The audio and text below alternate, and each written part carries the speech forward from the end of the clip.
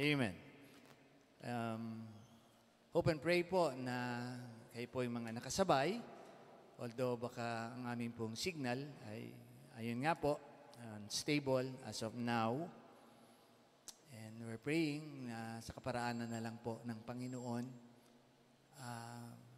kami na naririto po sa bahay-sambahan, ay may alay ang nararapat. Ano po, sabi nga nung binasa po kanina, in verse 14, our meditation, not just our worship, but our meditation of this God na kinikilala po nating tagapagligtas ay maipahayag po. And this morning, kasama po ng mga kapatiran, hope so, nararating po namin kayo even with our unstable signal. Lalo na po, nasabay pa ang hindi magandang panahon. But may purpose po lahat. Again, hindi po mapipigilan. Ang sabi nga po, maipahayag ang salita ng Diyos. Hindi po mapipigilan na tayo makapagsamba.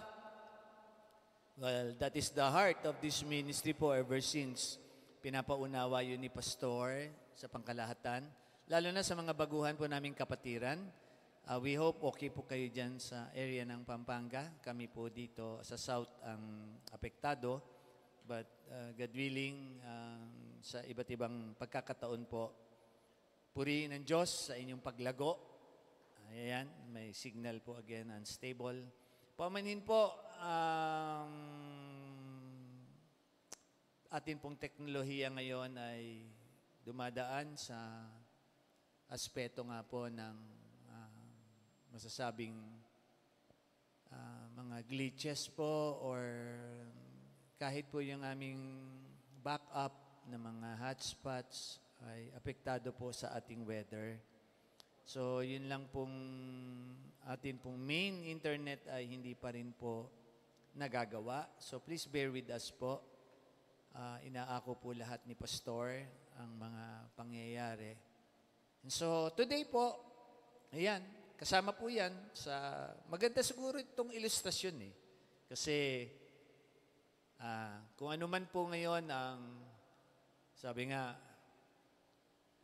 pwede bang tignan ng mga katabi? Pwedeng sabihin.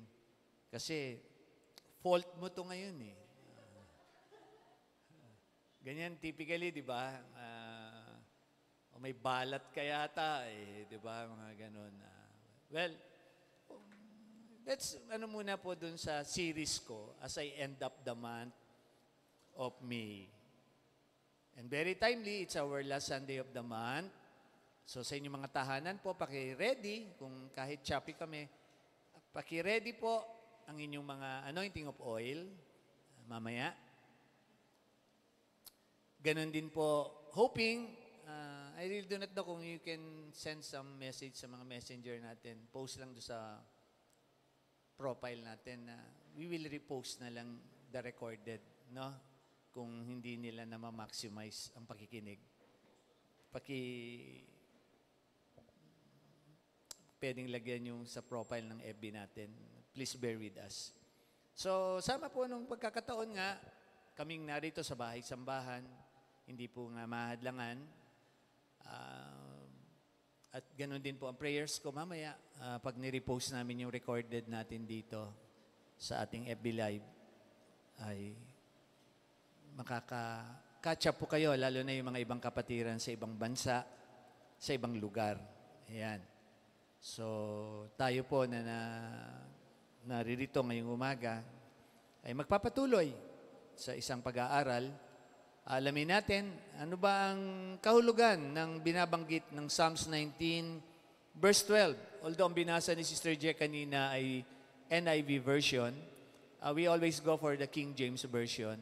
Doon niyo po unang makikita yung word na secret fault. Ayan. Yung F-A-U-L-T. So, we go muna siguro isang backgrounder. Bakit ito na gamit ni Haring David? And mamaya, iugnay natin to doon sa idea ng ating tema na tinatahak ngayong taon. And mind you, halfway na naman tayo. June na. So, worship team, ano na naman kaya ang ating paghahandaan ng mga awitin? And God bless you for the support. Although sinikans kong isang brethren kanina, malamig ang kamay. Mas gusto ko yung mga ganun yung kinakabahan. Thank you for your mga maestro ng suporta ninyo sa mga bago nating patuloy na mga manggagawa gumagampan sa kanya-kanyang talento. As your pastor, I'm really so blessed to have you as my co-workers in the Lord. Sa inyo inyong kakayanan. Sa kanya-kanyang talento nga po. No? And we are one, sabi nga, sa hangarin na tayo po ay makaluwalhati sa ating Panginoon. So, fault. Well, merong sumikat na movie. Sabi nga, The Fault in the Sky, parang ganon. Although, Christian idea din yung movie na yon, no? Parang sinisisi doon, bakit may sakit siya. So, sa mga may karamdaman nating kapatiran, katulad po nila Sister Helen, na dinadialysis 3 times a week. Si Ate Lourdes, na hanggang ngayon ay waiting sa confinement para sa kanyang second operation ng kanyang tumor, brain tumor. And sa mga typical na nandito, wag na yung mga blockbuster natin dati, nakaraos na. Yung may mga alaga nga daw po, may mga biruang alaga, may alaga na mga internal, mga bato, mga kung ano-ano. And yung iba naman, sa mga may inaalagaan, biruan namin dito yun ng mga kanilang mga, kung ano man aspeto yan. But masigit yung mga kapatid natin na yun, na mag-undergo ng kanilang mga malulubhang karamdaman kung titignan. And pwedeng sabihin, ano ba ang aming naging dahilan? Ano yung fault? So, we go first sa tatlong meaning ng fault para mas makita natin yung idea. Kasi pag tinagalog ito, yung word na fault, lagi naman pinapaunawa ni Pastor yon sa tamang pag-homiletics, no? At hindi masasabi lang na nagmamarunong-marunong sa kwalipikado na pag-papaunawa sa inyo po, na sa aming mga nasa YouTube na sumusubaybay. We're trying our very best po na maipahayag sa tamang kaparaanan, no, ang mga aral na amin pong pinangahawakan sa ministeryong ito. Amin pong isinasapamuhay. Ayan po. And we hope nakakadagdag po kami sa inyo. Kung kayo po muli ay baguhan na nagtitingin at ginamit ng Panginoon po itong pag-aaral na ito, purihin po ang Diyos sa pagkakataon na yon. Ganon din po sa mga matatawag na nagkaroon ng mga concern dati, no? Mga pangyayari, mga natisod, etc. Ganon din po. Dalangin namin na maitama ang mga dapat maitama at madagdagan po tayo ng mga pang-espiritual. Kami po dito sa ministeryong ito, matatandaman po kami o mga bata pa po sa mga kapatirang baguhan, lalo na yung nag-ongoing na FS Batch 17, nakaka-bless, no? They're very, po doon sa hangad nila and hoping yung pagtatanim natin sa Pampanga, pagbabautismo, ay nandoon ang isang bagong ministeryo sa dako ng Pampanga. Samahan natin po sa panalangin ng mga kapatiran na yon. Sila po'y inihahanda ng Panginoon sa takdang pagkakataon pa, kung sakali nga po na hindi pa naririyan ng Panginoon sa ulap. No? Doon po tayo hanggang pwede pa. Sige po, tayo'y magpapatuloy. Walang dahilan. Parang ngayon, yan na naman, tag-ulan na naman, La Nina pa nga daw po per our President, panahon na. So, yan na naman ang mga dahilan kaya hindi makakadalo. Although kami po rito ay may mga pinapatupad na protocols, pamamaraan. So far, kahit kami po ay maliit lang na ministeryo, ay naroon po, ginagawa namin ang pwedeng magawa, lalo na sa kabuuan po ng mga kapatiran namin. So, hoping nakaugnay ang pag-aaral natin sa mga binabanggit ko pong pangyayari na yon. It's a noun, no, ma? Fault. It's a noun. In three areas, we can look at it sa Tagalog, English, per may Tagalog English Bible, dictionary. Fault means sa English po, on one hand, is mistake. Pag tinagalog, para nakokomprehend po natin, mali or kamalian. And per isang description maganda siguro po, something that is not as it should be. Yan. Di ba? Something that is not as it should be. Okay? And, siyempre, the word there, kung tatagalugin din, pagkukulang. So,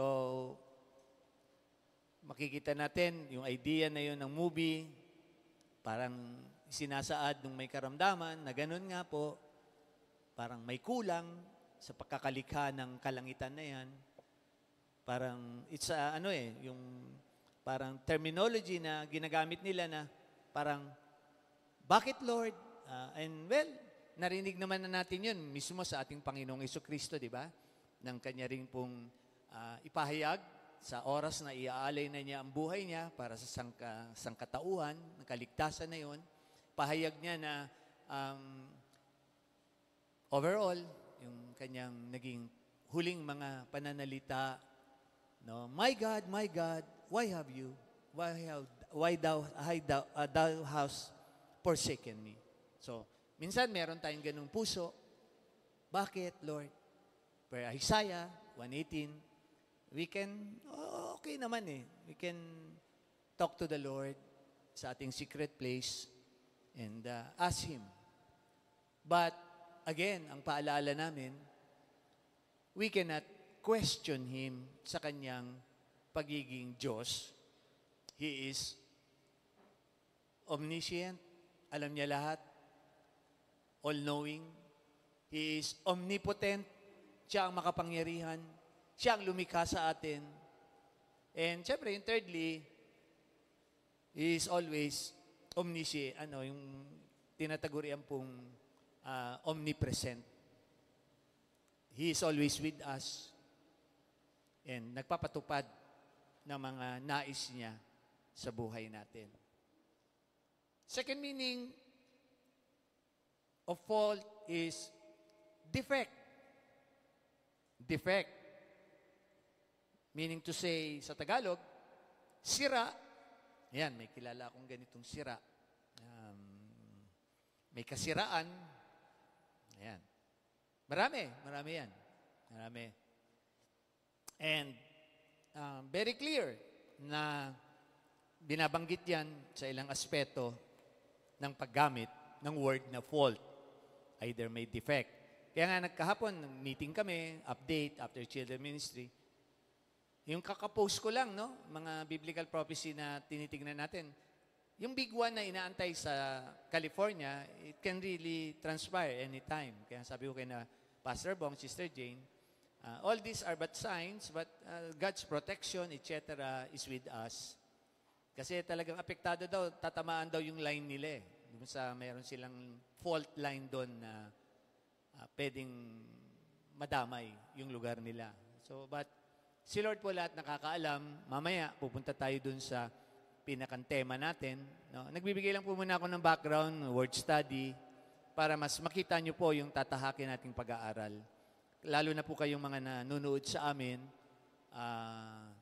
sabi nga, sa mga paraan po ng pagpapahayag, nakatutok po kami lagi sa katotohanan lamang po. Yung pamamaraan ng pagpapahayag, dami pag-aaral niyan, expository preaching, etc. At hindi kumokopya sa mga internet o kung kani-kaninong doktrina. But kung ano po yung pag-aaral sa salita lamang po ng Diyos, sa tamang paraan. And then thirdly, ito po yung pinakang matindi. What is the meaning of fault in the other aspect na titingnan natin sa Bible natin mamaya? Well, very clear. Sin, capital S-I-N, sin. It is misdeed or violation. or sa Tagalog, sala or kasalanan. Ayan. Mga description po yan na iugnay-ugnay natin sa tabang paggamit. Kaya nga, lagi kong sinasabi sa inyo, ang Bible po, parang gamot. No? Hindi lahat ng nababasa nyo dyan, verses, chapters, books, meron po yang tamang paggagamitan. Tulad po ng dati na naming napapaunawa sa inyo, ang lumang tipan ay patungkol po yan sa pangyayari sa bansang Israel. At yan po yung kanilang mga naging kaalaman ng panahon nila. Yun yung mga pinapatupad nila sa pananampalataya nila. But later times, napatupad na nga yung lagi kong binabanggit at hindi po ito alam ng mga iba, ng mga pastor-pastoran, yung tinatawag po ng media of revelation. No? May bagong tipan na ginagamit. Saan po ginagamit ang bagong tipan? Para po na ito sa iglesia, hindi na po para sa bansang Israel. Matapos na po ang katuparan ng pagliligtas ng Diyos, no? Matapos na po lahat, yung mga katotohanan, nabuo na po yung 66 books. Ito po yun ngayon. Ha? Ang bagong tipan po ay siyang basihan ng aral. At napakaliwanag. Pasensya na po, no? We are not prejudging, but it is what the Bible says. 2 John 9, no? 2 John 9 speaks of what? Anyone who runs ahead and does not continue in the teachings of Christ does not have God. So kung purong alam ninyo ay lumang tipan, etc., pastor, ba't ginagamit mo ngayon ng awit? 19. Siyempre, ginagamit ko siya historically speaking. What can we learn from them at that time? What can we learn from King David at his time?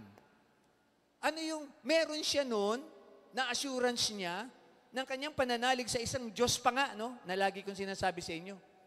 Na hindi pa nga niya ganun lubos na nakikilala dahil whatever David's experience with God na kinikilala niya noon, ay higit tayo sa bagong tipan. Paulit-ulit na yan si pastor nagsasabi, we have now what? Christ died for us. We have now our salvation. No? We have the complete set of the Word of God. We have now the Holy Ghost that guides us, convicts us, no? And pinapatupad yung dapat na mga kaalaman nating nababasa sa Biblia. Siya yung nagko-convict sa mga panahon. Mamaya pupunta tayo doon na meron tayong mga secret faults. Yan. And then, fourthly, supposed to be, wala nang pagkukulang ang Diyos eh. We have now the mind of Christ. 1 Corinthians 2:12. We have now the mind of Christ. Yung typical na FS natin, binibigay na nga namin sa inyo, mabuti nga yung mga tika-Pampanga ngayon, ang sisigasig nila. And of course, next month, our WTP ready na kayo. WTP, ko lang si Pastor. Dami nyo sa WTP, praise God. And, clear cut no, na binabanggit also, nakakalungkot lang sa katotohanan din ng salita ng Diyos, Matthew 24, in the end times, even the elect will be deceived. Dami po ngayong nadideceive. And hoping kay Pastor, ang galing lagi ng salita ng Diyos Ang salita ng Diyos at ang Diyos siyempre natin. Na pinapayag ng Bible na there is always this solution. May solusyon lagi. No? Liban na lang, again sa mga nakakaalam din, liban na lang, predestined ka talaga mapunta sa impyerno. Pastor, paano predestined? Nakakalungkot yun. Kung meron kang faults that leads to tinatawag. Ano po sabi ng 1 John? Ang liwanag po nun. There are sins that leads to spiritual death. And klaro po yan. No? Pakitignan nyo na lang yan sa 1 John 5, Ma'am Jane, pinopost mo naman yan, mga verses ko, para hindi na ako dito, boso. Hindi natin kailangan yung mga ganun. Kasi I hope nakakasabay kayo, ha? Alam nyo, testing ground din to ni Pastor sa mga brethren na ngayon, eh. We are on our 27th year, ano? And praise God, no? Nakatayo ang ministeryong ito per the vision. Ha? And andun po, paulit-ulit kami, I hope so, dami ng henerasyon na inalagaan ni Pastor. Liba na lang, hindi ko alam kung yung mga bagong baby. Although sa June, may i-dedicate akong bago doon sa Kabuyaw. Salamat sa pribilehiyo. No? Iba-ibang henerasyon na eh. Majority ng children natin dati ngayon, mga young men, women na. No? And meron na rin may asawa. Mga ialay ko sila noon. Liba na lang, ito pa iniintay kong mga ikakasal kong binata na ito. Mga ako nag-alay dito, kay na Asi. Asi kailan ba? Si Mama. Sa loob. Sa loob. Baka maiba yung timpla ng niluluto ni Ma'am Geraldine doon. Baka masisi sa atin. Iyon isang meaning ng fault. Di ba? Fault finder, na mapanisi. Kaya sabi ko sa ministry natin ngayon, wala na po nung mga ganon. Wala na po nung mga namumuna. Wala na po yung ganon, mga pangyayari. Alam niyo, dami kong pinagdaanan na sa ministry eh. Di ba?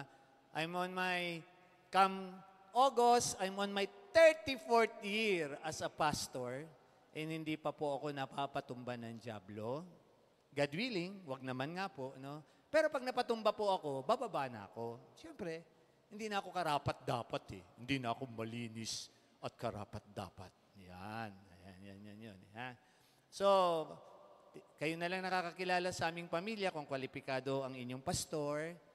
Kaya nga po, kahit sa mga viewers namin, sakasakali, andyan po ang aming mga contact numbers.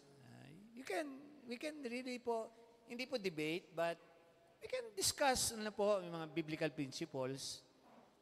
Like the common sense lang po, sample yung ginagamit ko nga po, kung guided ka ng Word of God, you have the salvation, guided ka ng Word of God, you have this Holy Spirit, and you have the mind of Christ.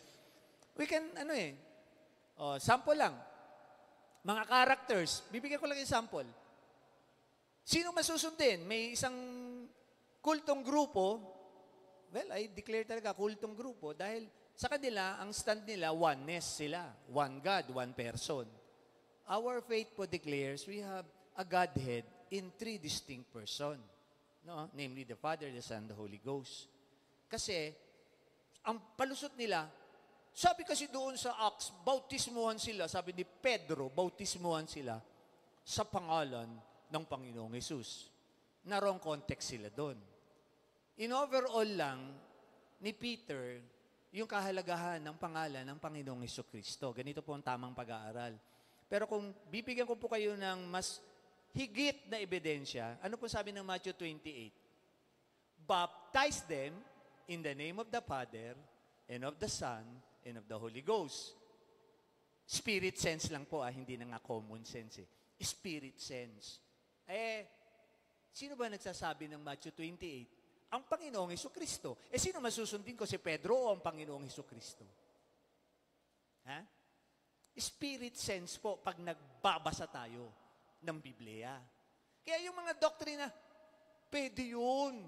Kasi inalaw ng batas ng tao. Ang sabi ni Moses, kasi matitigas ang puso ninyo. Sabi ng Panginoon. Kasi yung pinatupad ni Moses sa lumang tipan, lumang tipan yun eh. Lumang tipan yun. No? Kaya nga, dito sa ating ministeryo, mahalaga talaga ang pagsunod doon sa katotohanan ng salita ng Diyos. Hindi pwede mong i-justify. No? Kaya nga, alam nyo, napalaya ako sa dating ministry. Yung dating ministry, may conviction na ako noon eh. Nagpipray ako noon. Sabi ko, bakit yung isa naming mga pastor, nandoon ang kanyang asawa ay hiwalay.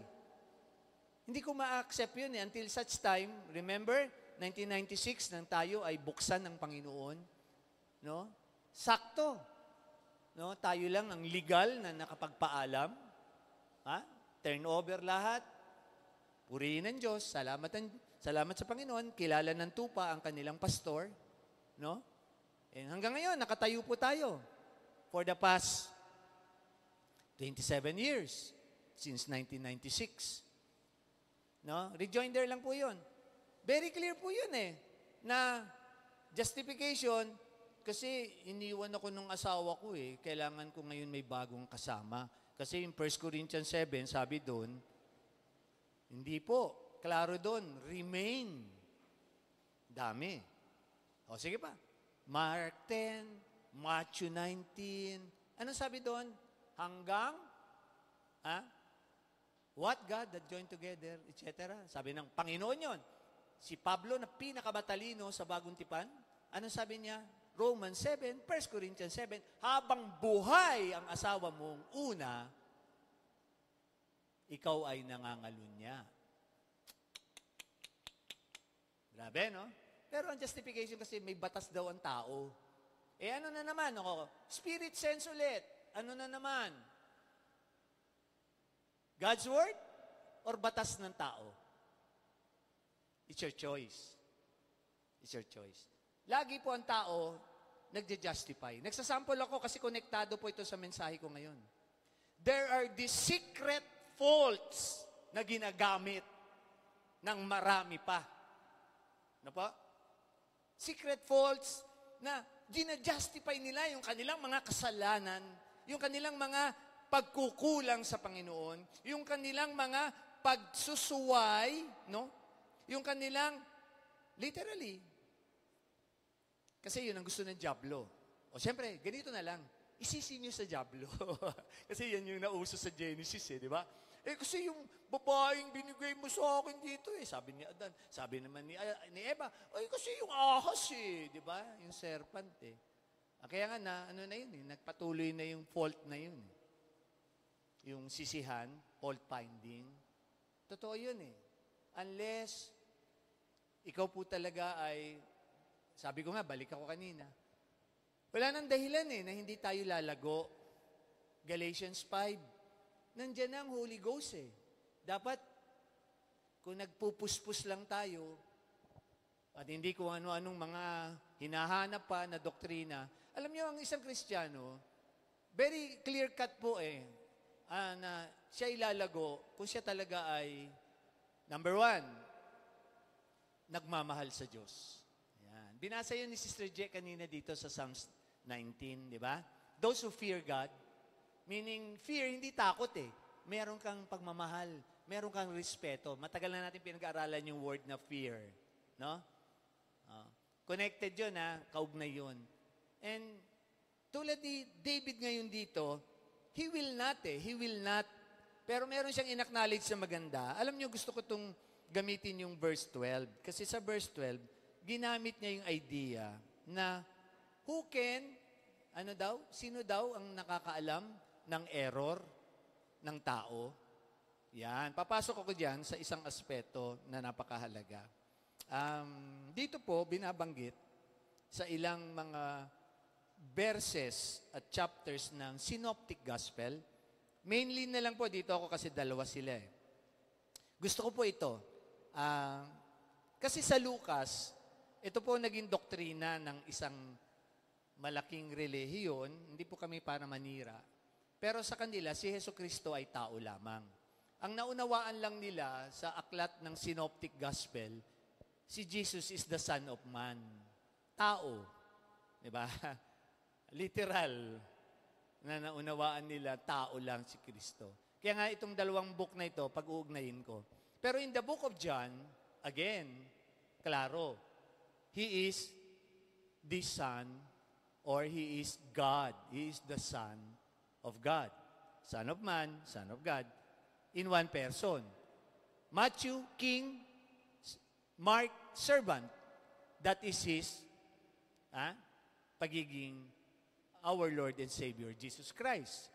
So, pinipresent yan No? Yan yung tinatawag na naka-in context. Okay? Context. Hindi ka lang pupunit ng isang area, yun lang ang dodoktrinahin mo, nakaugnay yan dapat. Sa dami-dami po ng Biblia, nilalaman ng Biblia, lahat po yan ay nagbubuo ng isang katotohanan. At ano yung idadagdag ni Pastor ngayon na patotoo? Yes, sa Lucas, very clear na binabanggit doon po, no? Na, again, nang siya hinuhusgahan, walang nakitang fault sa Panginoong Hesukristo. Di paano nila, sige, ko-contend natin ngayon ha, faith twister tayo ngayon. Hindi na yung tinatawag kong kaninang spirit, faith twister. Pero inyo, kung tao ang Panginoong Hesukristo, bakit wala siyang kasalanan? Di ba? Tingnan yung logic na yun. Ang tagapagligtas nyo ay tao lang, pasensya na po. Kasi, hindi nyo naunawaan yun. Kung siya'y tao lamang, hindi po pwede. Kasi sinasabi, I find no fault in Him mismo. Ni Pilato ng oras na yun.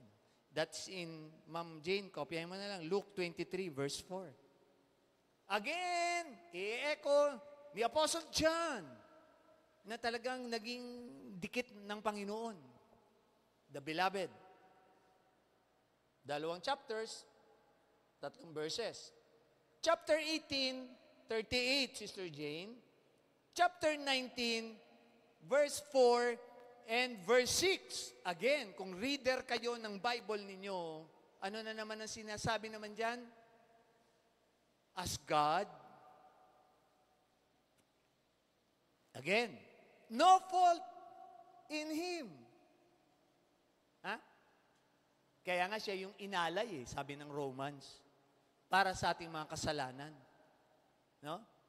Para maging kabayaran. Kasi hindi tayo pwede. Dati symbolic, yung mga tupa, baka, symbolic ng buhay. Pero yung buhay ng Diyos, inalay niya. Ano po? Kaya dun po ako dumidiin ngayon. Isang major doctrine, lalo na sa mga baguhan namin, sa mga materials ninyo. Ang Diyos po natin ay walang matatawag na fault, sira, kulang, etc. At lalong-lalo na, ang Diyos natin ay hindi magkakasala at hindi magkakamali. Pakitingin ulit ang mga katabi natin. Okay? So, maraming nagtanong, yun daw bago nating Miss Universe ay, ano daw ba yun? Kasi hindi nila ma-define kung ano Diba? Kahit si Dia, sabi niya parang transgender. Pero, no. Idea lang yun. Idea. Diba? Kasi, hindi mo talaga kung babae ba o lalaki. Diba? So, ang Diyos po hindi nagkakamali. So, kung pango ang ilong natin ngayong umaga, huwag niyo pong iparitoke yan. Kasi yan po yan ang nilikhain ka ng Diyos. No? Kung maitim tayo ngayong umaga, huwag kayong maglutatayon. Kasi yan talaga ang kulay na gusto ng Panginoon para sa atin.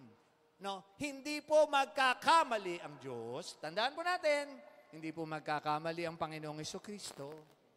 No?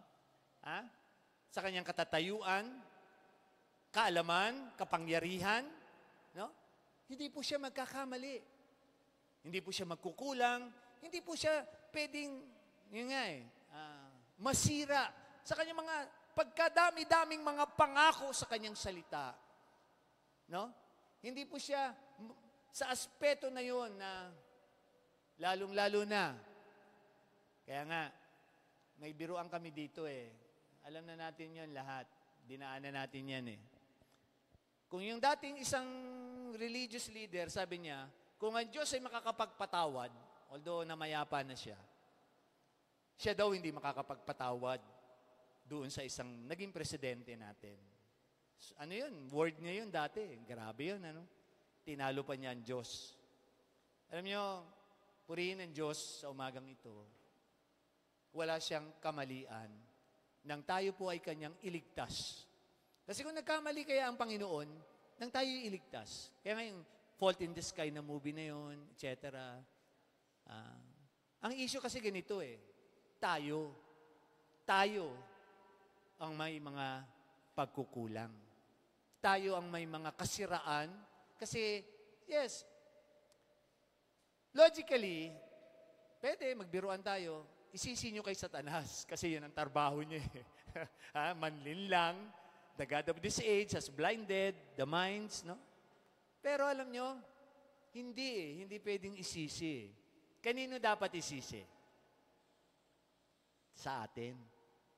Kasi, kung tayo talaga ay tatayo sa kaligtasan ng Panginoon, tayo ay tatayo sa kanyang salita lamang, tayo ay tatayo sa gabay ng kanyang banal na espiritu, tayo ay tatayo sa kaalaman na natin sa kaisipan ng Panginoong Jesucristo.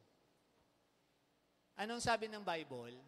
Pwede natin gayahin ng Panginoong Jesucristo Biyanan, manugang, lumayas ka. Diba? Lalayas yan. Yung mga demonyo na yan. Diba? Sorry pala, mali ba yung context ko? Sabi ng Panginoong Jesucristo kay Stas, lumayas ka. Diba? Pwede. Si James, nakaranas din nun Kaya sinasabi niya, he's like a roaring lion. No? Submit to God.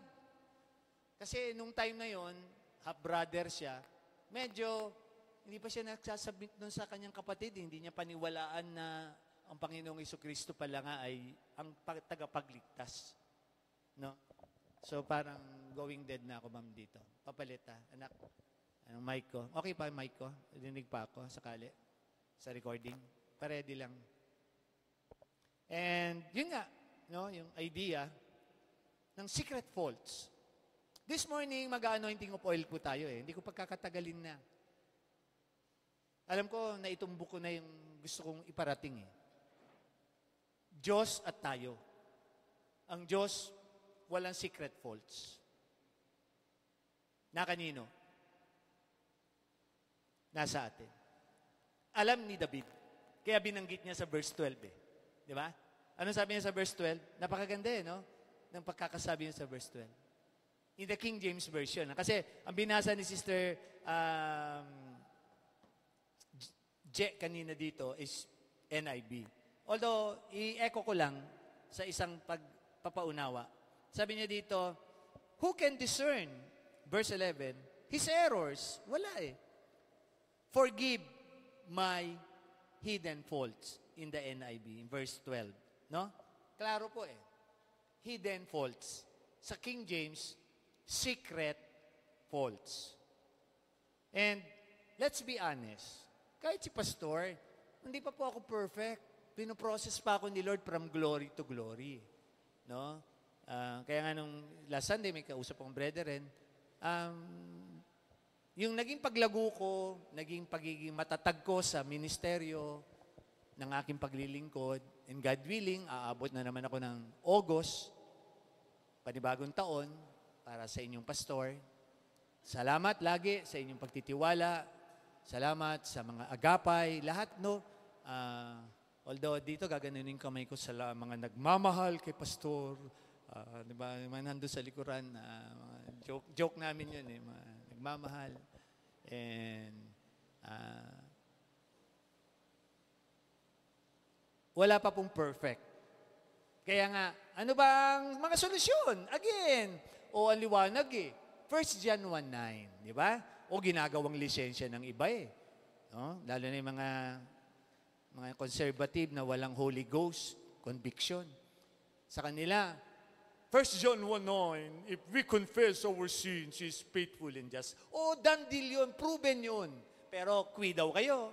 Kasi may Hebrews 10:26. Pag willful sin ng ginagawa natin, paulit-ulit, di ba? At sabi ng Galatians 5, sabi ng 1 Corinthians 5, sabi ng Revelations 21:8, pag yan ay mga sin that leads to death, Sayang lang ang pananampalataya natin. Balik na lang tayo sa dati nating buhay. Laging sinasabi yun ni Pastor sa lahat, di ba? Balik na lang tayo kasi niluluko lang natin ang ating mga sarili. No? Pastor, ang hirap kasi talaga eh. O, yun nga yung mensahe ko last Sunday, di ba? Ang buhay Kristiyano, doon ang suffering natin, yung pagsunod sa Panginoon. Pero kung mahal natin siya, sabi ng 1 John chapter 5, di ba?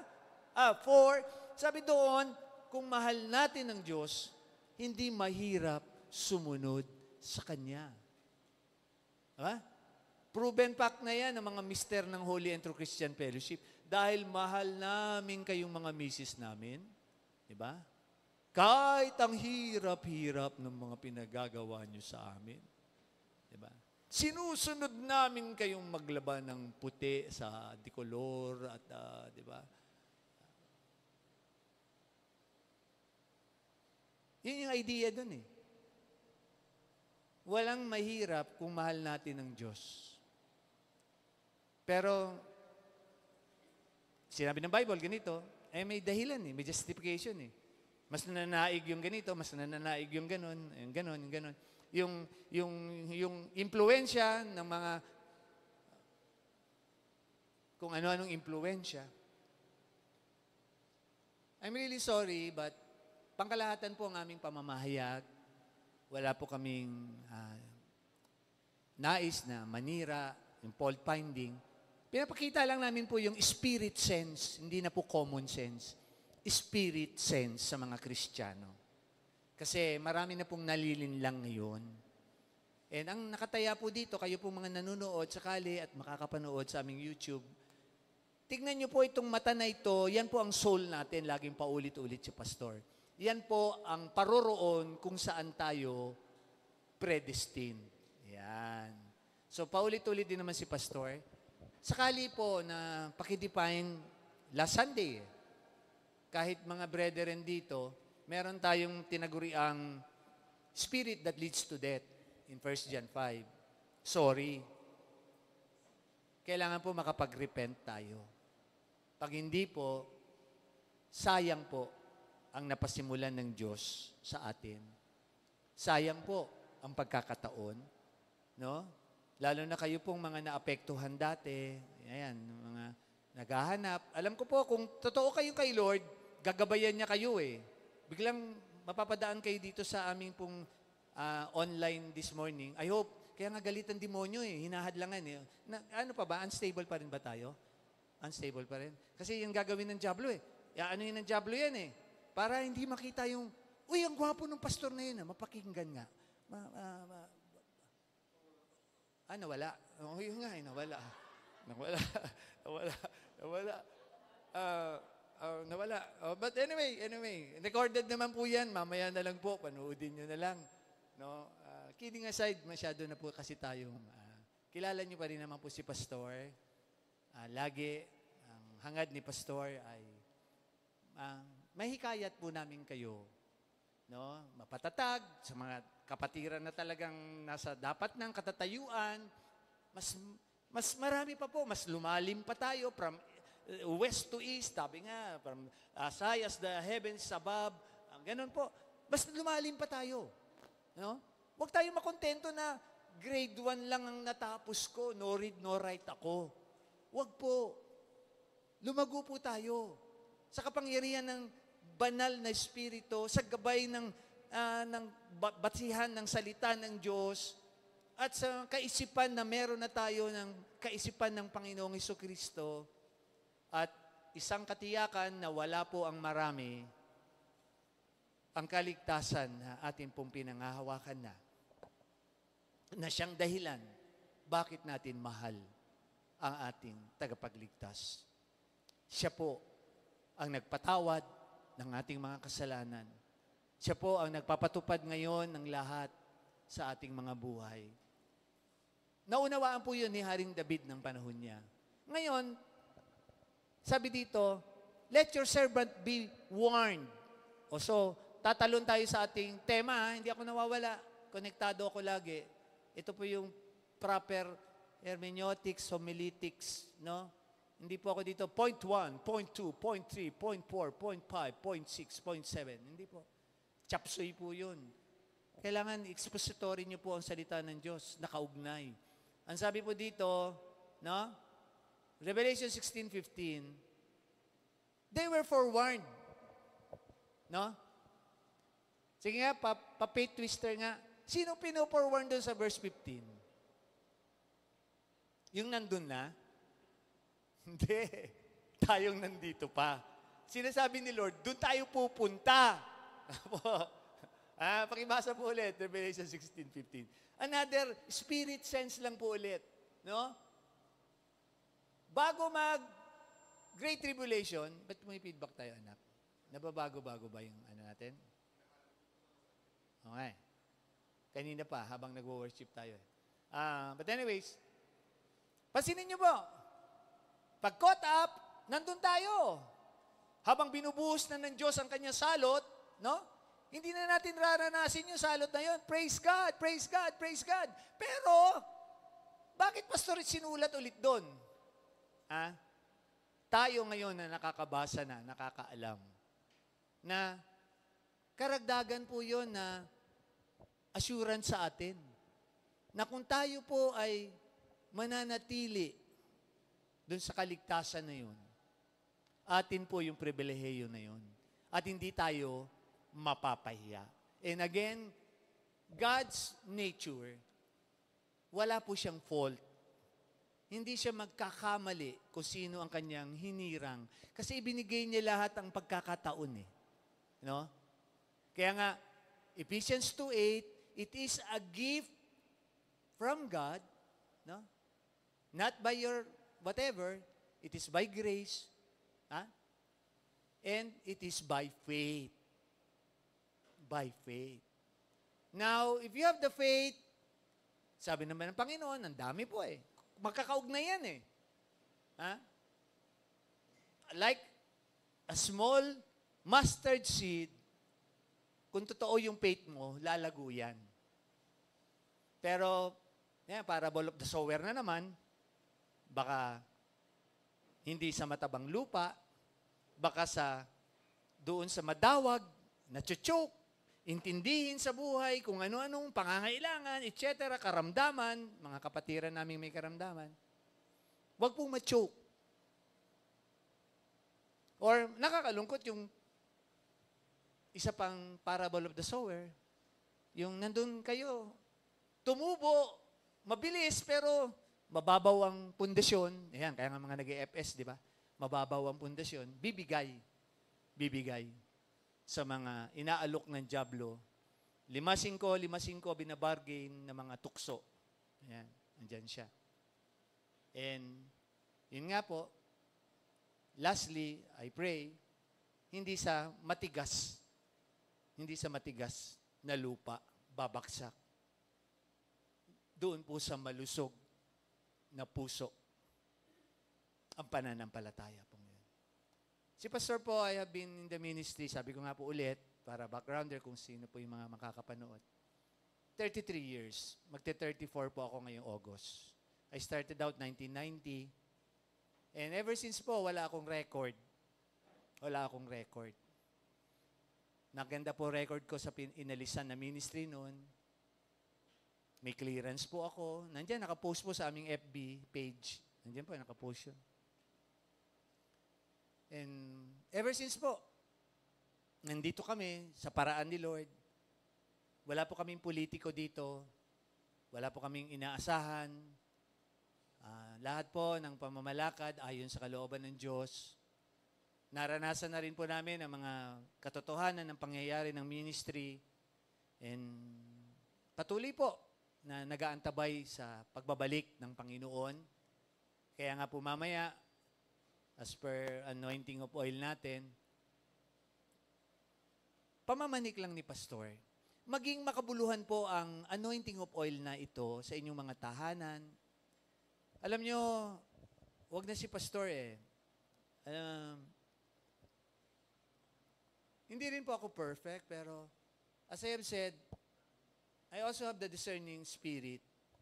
Alam ko po, pag may mga pamilya, kausap ako. Alam ko po kung nandun pa sila sa kasinungalingan, andun pa sila sa mga secret faults na tinatawag. Alam niyo sa inyong mga tahanan, maganda po ang pagkakataon na hindi natin alam po yung development. Ayan na si Putin, nagbabanta na ulit, anytime. Tayo, patuloy tayong binubuli ng isang malaking bansa. So, Gog and Magog yan yung dalawang yan Russia, China. Sila yung Gog and Magog. Ezekiel 38. And kayo naman po, pinoforwarn ko lagi, no, na hindi mapapahiya si Lord, sabi ng ating bagong tema, paparoon tayo. Ang tanong lang lagi, tiyakin lang natin. Wala na po tayong mga secret faults. Yung secret faults na yun, yung idea nun, yung sin that leads to death. So, process naman tayo from glory to glory Make sure nyo lang natin na hindi sin that leads to death. Kung mga uga-ugali lang yan, pagkukulang lang, kaya nga, kahit sa ministry natin, wala kaming pamimilit sa inyo, di ba? Kahit sa tithes, si Lord nakakaalam yan kung binibigay nyo talaga yung dapat. Yung talents, si Lord din nakakaalam yan kung may tinatago kayong talents, ayaw nyo ipagamit. O, time, lalo na time. Ang daming kaabalahan di ba? O, nasa inyo yan And may joke ako dun sa time Yung time, ayaw ni Lord mamilit. Isang doktrina din sa Bible, ever since the pastor, ano yung sabi ng Bible? Ang Panginoong Jesucristo, ang Diyos sa lumang tipan at sa bagong tipan, hindi namimilit. Yan, Hindi namimilit. Hindi namimilit. Kaya nga anong doktrina sa Old Testament? Love the Lord thy God. With all your heart, soul, spirit, mind, strength. Pagdating, binago ng Panginoon sa dalawa na lamang, yung 10 Commandments. Ano sabi doon? Love the Lord your God and love your neighbor. Sum up. Konektado. Diba? So, ano yung mga nabago doon? Yung Sabat. Yan. Also, ang church, exempted na kami. Wala lang ang Sabat, pero may Sunday para magsama-sama tayo mag-worship. Hebrews 10:25, let us gather always together. Pero pasensya po talaga, because of our limited space, hoping, ayoko naman pong mapagod ang mga worker. Kaya ba, workers? I-resume natin, umagat hapon, magpapalitan. Ang dami nyo Ang dami nyo ng mga nasa worship team natin Dadagdagan pa tayo. May binabalik na si Lord. Dadagdag. Ang dami na titingnan natin kung hanggang wala pa si Lord. Maraming pwede pang gawin. Di ba, namamanik ako last Sunday. Marami nating pwedeng gawin. Children ministry, and lahat po, iba na ang edad. Paakyat na sila, although nagtitraining sila sa worship team din natin. Kasi yun ang heart natin, worship Tandaan din ninyo, ano pinakapangunahing kautusan ng Diyos? Maliban sa love the Lord thy God. Konektado yun. Worship God, sabi ng Panginoong Jesucristo kay Satan. Worship God, di ba? Worship God. And serve Him only. Kaya yun ang puso natin. Although, hindi ko maalisin sa ibang ministry, yun din ang kaalaman nila. Pero ang big difference natin, hashtag in holiness and truth. Kasi, alam ko sa ibang malalaking churches, upahan di ba? Inuupahan yung pastor. Ang namamalakad ay kung sinong mayayaman. Sa ibang churches, sorry po, beep beep. Mga workers ninyo, kumakanta pa sa mga pub. Gumigimik pa. Sa amin dito, klaro yun. Wala po kaming worker na ganun dito. Nakakatiyak kami. Liban na lang, worship team, meron bang mga secret faults dyan? May mga sumasideline ba sa inyo dito? Meron. Rumarampa kayo doon sa... okay. May bayad doon. Dito wala, Walang hireling dito, walang hireling dito. Kasi lugi pa. Okay. At least, pumasok yung mensahe ko, di ba? Secret faults. Kanya-kanya na lang yun. Walang perfect. Pero alam niyo ang purpose ng last Sunday natin? Ito po. let the Spirit of God infill us as we await the second coming of the Lord. And really, kahit si Pastor, may tawanan kaming council kahapon sa meeting namin. May mga secret faults kami, di ba? May awayan kaming mag-asawa, may mga ganito, eksena, iba-iba yan eh. Di ba? Pero, anong sabi ng 1 John 1:9? Yan din yung sabi ng Panginoon, no? 70 times 7. Ayan, no? Klaro eh, ang bait ng Panginoon, nandyan lahat ng solusyon. Pero ang tanong, tayo. So, wala nang pagkukulang ang Diyos, walang kasiraan ang Diyos, no? Wala na siyang kasalanan sa atin. Kaya nga, Pastor, bakit ako may karamdaman?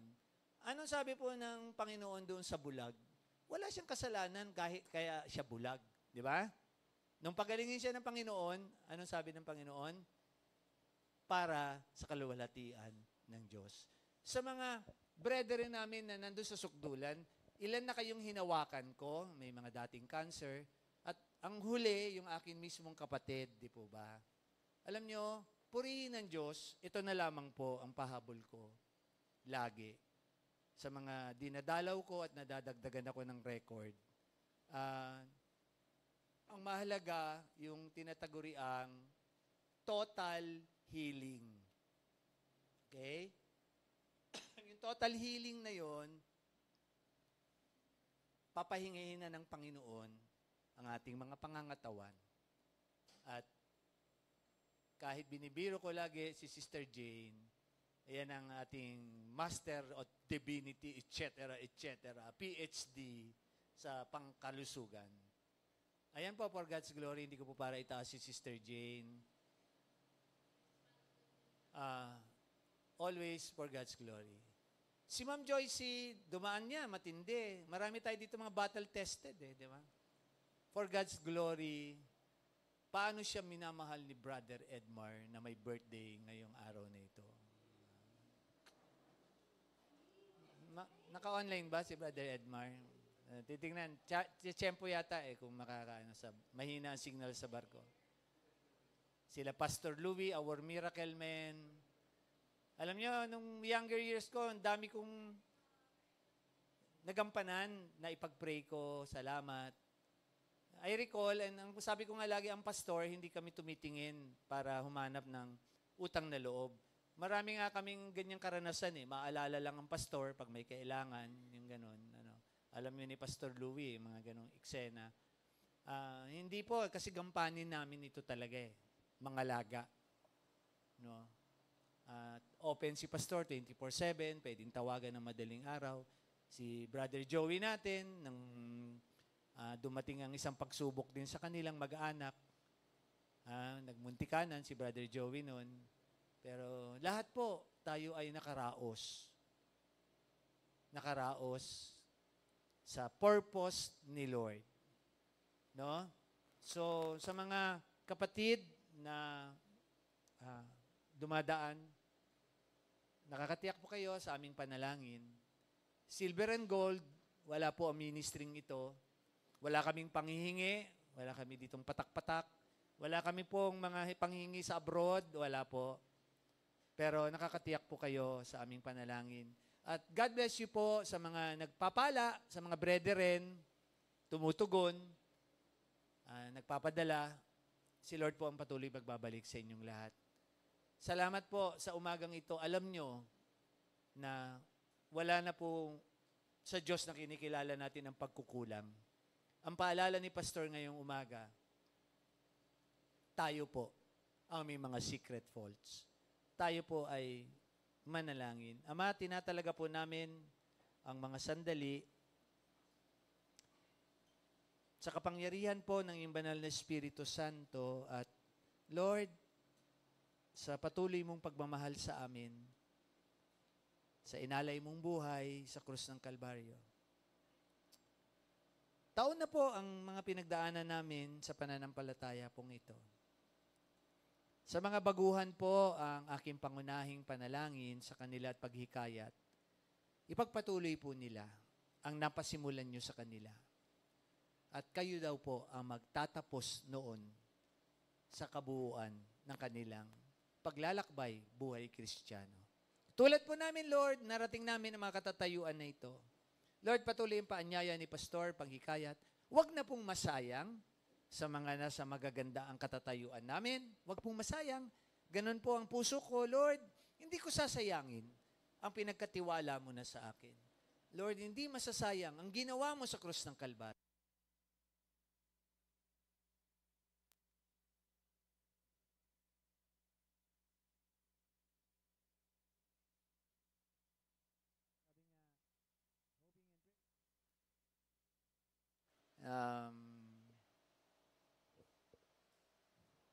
Nandun po ang katuparan.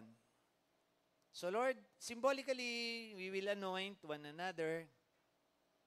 Kahit malayo po si Sister Helen, Sister Dolor, hindi po maiksi ang inyong kamay para sila'y abutin sa kanilang mga karamdaman. Sa mga pamilya po na patuloy na winawasak, sinisira ng dyablo ang mga relasyon, hindi din po, Lord, mas makapangyarihan sa inyo ang dyablo. Hindi po, hindi po. Ipapatupad nyo rin po yun dapat. Lord, yung heart ko kasi is somehow, hindi ko naman po may pipilit. Marami po kasing mga anak mo na hindi pa nabibigay ang dapat sa inyo. Kaya, naaagawan pa po sila ng dyablo sa kanilang mga blessing, pangkalusugan. Marami pa po kasing hindi tapat sa inyo. Nagpapahabol lang po kami sa mga, Lord, hindi kami perfect ministry. At tinuturuan din po namin yung mga bago na huwag silang rumanas na dahil, Lord, experience-wise, nung nag-honeymoon stage kami sa Holy and True, bago mag-18 years nung 2015. Lord, dumating po ang pagkakataon ng 18 years ng Holy and True na dapat matured na kami. Naglinis ka, Panginoon. And naipatupad ang kalooban mo para sa ministeryong ito. Lord, sa mga baguhan, nagpapaalala kami na marami pong pwedeng makitang mga katauhan sa Bible. Huwag na kaming magaya, Lord, sa mga katauhan na yon sa lumang tipan, sa bagong tipan. Lord, ang tignan namin yung mga katulad nila Daniel, nila Joseph. Lord, tignan namin, Lord, sila Pablo. Tignan namin, Lord, yung mga lingkod mo na pwedeng sabihin, Lord. Hindi man po sila perfect, but dahil kayo po lamang yung walang fault, Lord, sa pagka-Diyos mo, we can do our best, Lord. Tulad ng puso ko po, Lord. Alam niyo yun, I'm trying my best, Lord, makapaglingkod sa inyo sa isang paraan na kayo po ang naluluwalhati. Yun po yun. Lahat po, yung may karamdaman, kayo po maluluwalhati. Yung po may mga concern ngayon, financial, etc., emotions, kayo po maluluwalhati. Kayo po ang katugunan. At ngayong araw na ito, Lord, mamaya, kayo po maluluwalhati sa mga, sabi nga po ng salita mo, Lord, isa lamang po ang magbabalik loob sa inyo. Libo-libong anghel ang nagdiriwang sa inyong kaharian. And kagalakan namin, Lord, sa araw na ito, mangyayari po ang tinagurian pong aspeto ng katotohanan ng iyong ministeryo. Lord, maraming salamat. Lord, I'm really praying na hindi po nahadlangan ang amin pong live coverage.